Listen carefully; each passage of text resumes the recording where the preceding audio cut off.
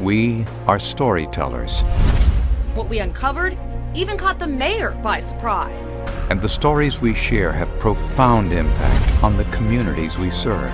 It's unusual in how it's gripped the community's attention. Today we are telling those stories in new ways, using new platforms and reaching more people than ever before.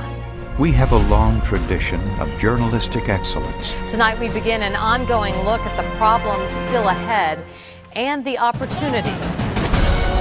a deep commitment to our audiences and advertisers, an entrepreneurial culture that makes our followers ask, what'll they do next?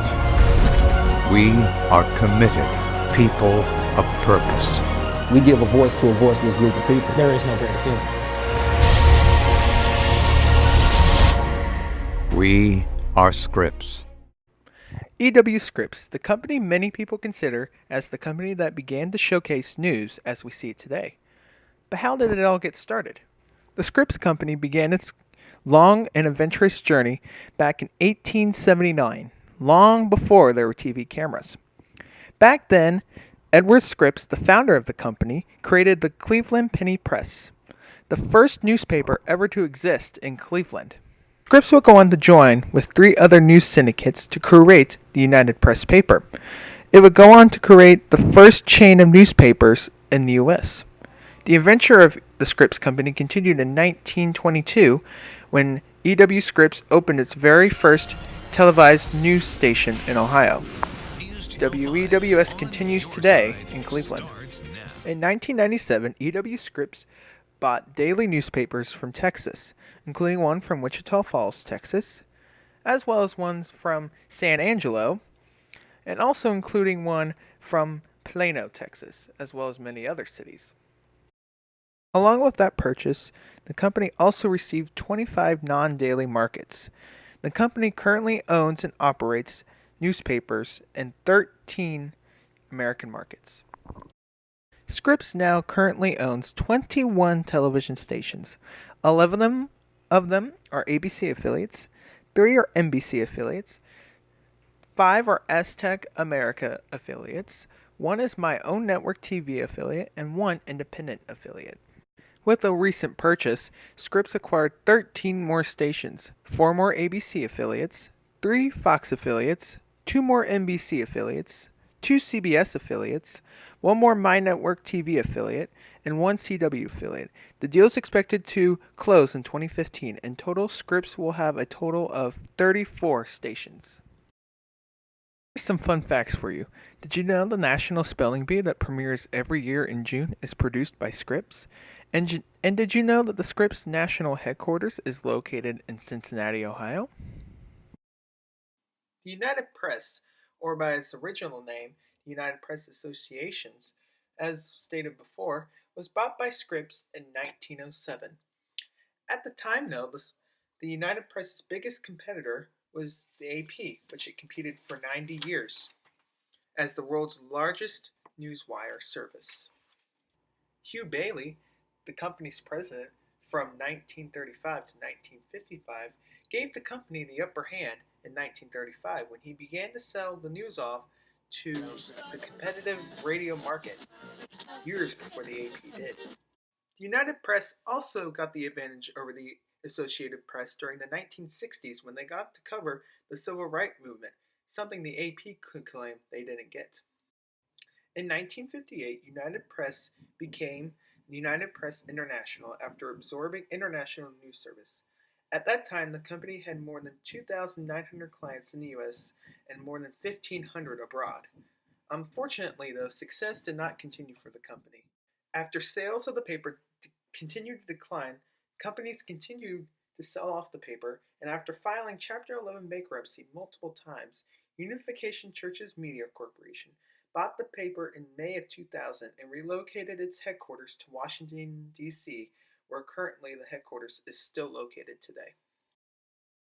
The Associated Press was created in 1849 after 5 New York newspapers got together to fund a Pony Express through Alabama in order to provide news about the Mexican War that was occurring at the time.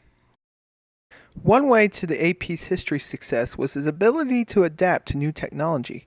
Back in the day, they used to deliver the news by pigeon, pony express, railroad, steamship, telegraph, and teletype. By 1935, the AP began sending photographs by wire. They would go on to create a radio network in 1973. Then in 1994, they established a Video International division. In 2005, they delivered a digital database which allowed them to deliver news instantly to the ever-expanding online community. Reuters was founded in 1851 by Paul Julius Reuter, a German-born immigrant to London, England. Before he moved to England, though, he had been running a news and stock price information service. He would go on to help establish Reuters' inviolable reputation for speed, accuracy, integrity, and impartiality by using a combination of technology. Some of the early technology include telegraph cables and a fleet of carrier pigeons that grows to exceed 200. Reuters would go on to develop the use of the radio to transmit news internationally. Later on, Reuters would launch Reuters Monitor Money Rates Service, an electronic marketplace for foreign exchange, a major world innovation. In 1985, Reuters launches an international news picture service. It would go on to improve that in 2005.